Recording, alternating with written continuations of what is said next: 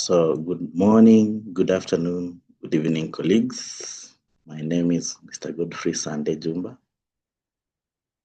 Kenyan Medical Laboratory Officer,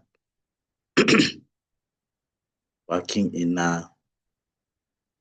Kitale County Hospital Laboratory, which is a regional laboratory that is responsible for outbreak investigation and response.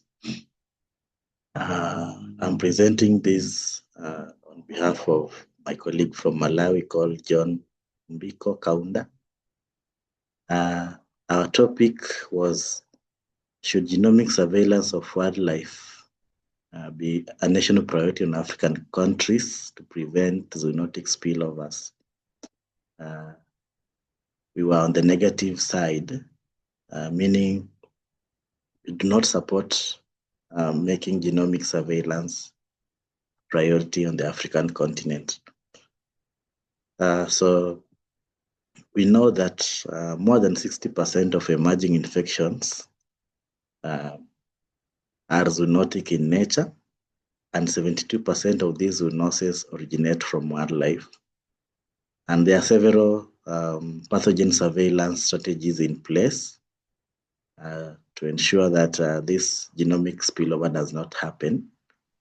So one of the strategies is genomic surveillance, which is the systematic collection, analysis, and interpretation of genomic data from pathogens to inform public health decision making. Our stance is that we do not support making genomic surveillance a priority because of 5 reasons, which are summarized as misplaced prioritization in low resource settings, high cost and sustainability issues, limited evidence of immediate benefit, potential for misuse and exploitation, and ethical and cultural sensitivities. So the first point about misplaced prioritization in low resource settings. We know that in the African continent, we face more urgent public health crises such as malaria, maternal mortality, poor sanitation, and neglected tropical diseases that need more immediate attention. So we know zoonoses are usually characterized by insidious nature, meaning they happen quietly, and most people or most wildlife or most hosts are usually asymptomatic or subclinical in nature. Surveillance systems that are more appropriate are those that can detect the disease in carriers, but at a lower cost. If you look at genomic surveillance, it's a bit costly and may not yield short-term benefits.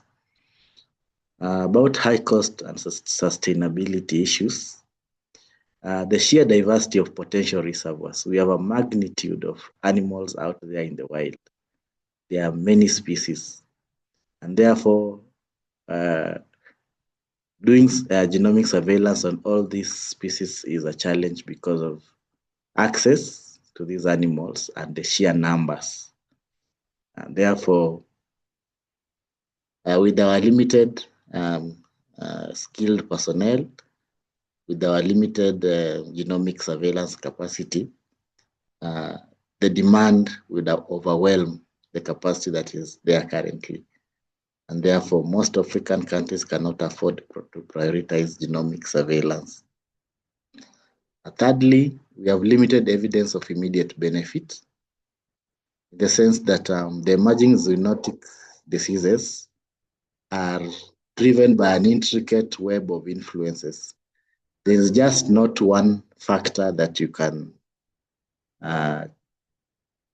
attribute to the emergence of zoonotic spillovers.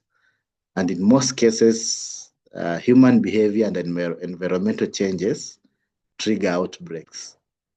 Therefore, focusing interventions on community-designed strategies to decrease human and domestic animal contact with wildlife probably presents as the best option to prevent zoonotic spillovers. The potential for misuse and exploitation is also another reason. because genomic surveillance requires to be anchored on strong legislation that ensures equal benefit for both the scientist, the funder, and the community where this surveillance is being done. But on the African continent, we risk being exploited because of weak legislation. The fifth reason is that we have ethical and cultural sensitivities that may hinder the effective surveillance program. For example, accessing animals in their wild is a bit logistical challenge.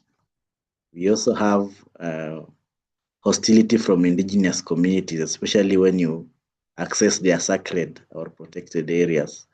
And also how do you collect animals from, samples from sacred animals?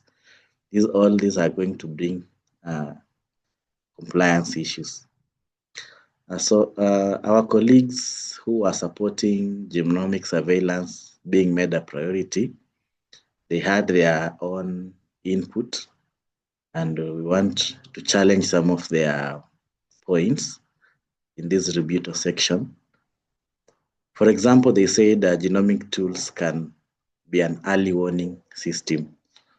And for us, we believe that detecting a pathogen in a wild animal does not predict a spillover event because I can give an example of my own country, Kenya, where I work. In the neighborhood, we have a national park in the neighborhood. Marburg was detected in bats, but up to now, Kenya has not been able to have a case of Marburg that is positive. So the fact that you detect a pathogen in an animal host does not really mean that a spillover event will happen. So the frequency of human contact and animals, as well as the dose and route of exposure on most occasions, is what will predict a risk of spillover. The other point they had is that genomic surveillance will inform public health strategies, which is true, but the risk that comes with that is that genomic surveillance can result in elimination of stigmatization of wild species. And we know that a zoonotic spillover is an interplay of several factors, and mostly the human being is the facilitator. The third point is about One Health integration, whereby research done by Amir et al. Has been able to identify the fact that we have significant regional disparities and knowledge gaps concerning One Health awareness among African intellectuals, particularly on AMR and zoonotic diseases. And therefore, as Africans, we need, first of all, to strengthen our understanding on One Health before we can roll out genomic surveillance. Then the cost effectiveness in the long run. On this point, we believe that improving sanitation and focusing surveillance on pathogens at human-animal interface, controlling hunting and trade of wild animals, among others, are the real key issues that needs to be addressed rather than prioritizing genomic surveillance. About capacity building and data sovereignty, genomic surveillance, of course, we expect if it is widely rolled out, it is going to build capacity on the African continent. But the problem is that most of this funding that supports genomic surveillance is donor-based, and sometimes usually comes during epidemics.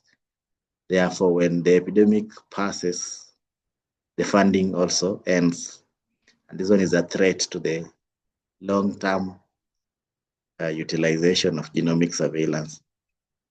Then despite the upgrading of genomic capabilities on the African continent, most still face significant challenges in securing critical, essential laboratory supplies. And also there is no incentives to keep this capacity working locally.